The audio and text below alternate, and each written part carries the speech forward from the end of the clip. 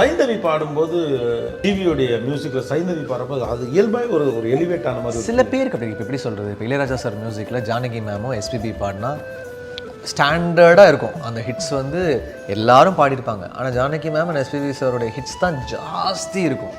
அது மாதிரி சில பேரோட டியூனுக்கு சில வாய்ஸஸ் அது வந்து அது ஒர்க் அவுட் ஆகுது.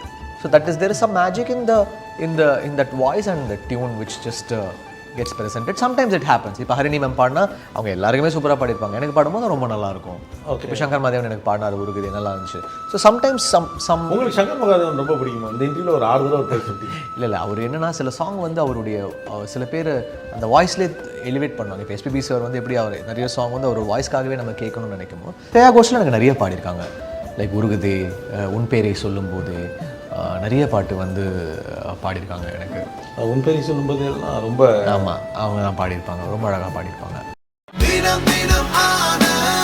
ஆனந்த் ஒரு சுகமான உள்ளாடை.